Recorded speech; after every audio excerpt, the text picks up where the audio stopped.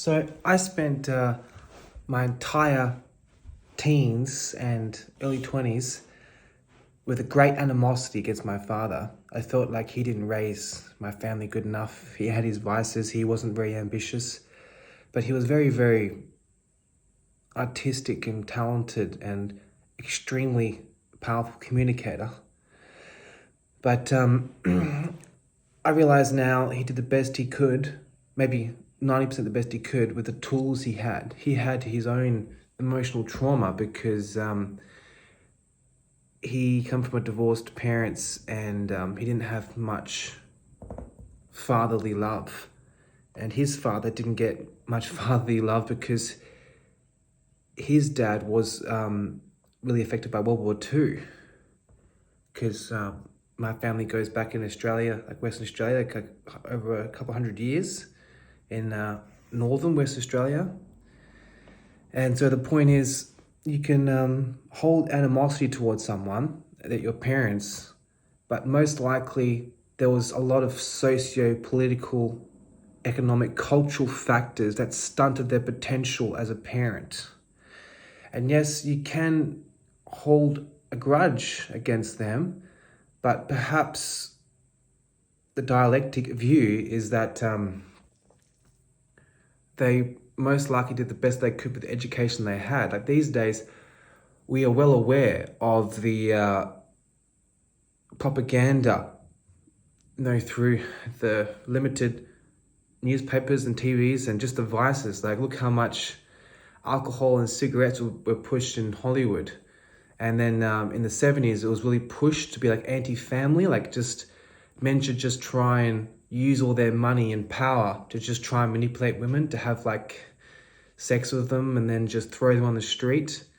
And just toxic materialism since World War II, the Western world, like England, America, and Australia, they had all this money after World War II, but since then they became ultra materialistic. Like the American dream, America before World War II was the fucking best country in the world ever, in the history of the universe. Just hardworking, Christian, family orientated, like gregarious, ambitious, loving, like generous. And then, so war, that's the problem. And war, what was it for? For fiat currency, for banks. And why get involved in Germany's business?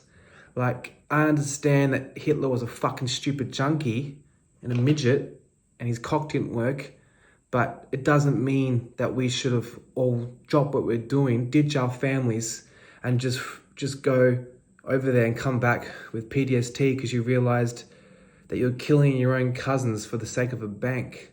And so it's just something to remember is,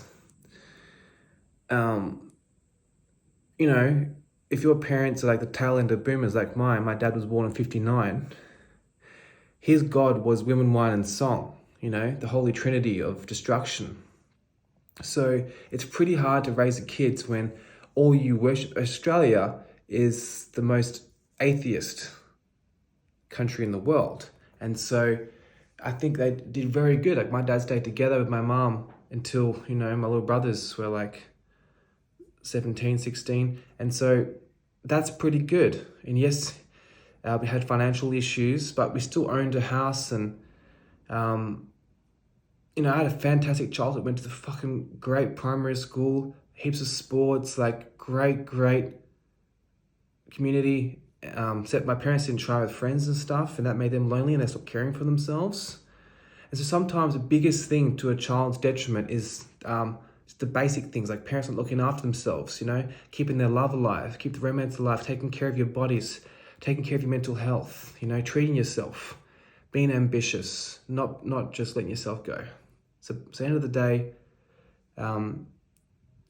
cut your parents some slack.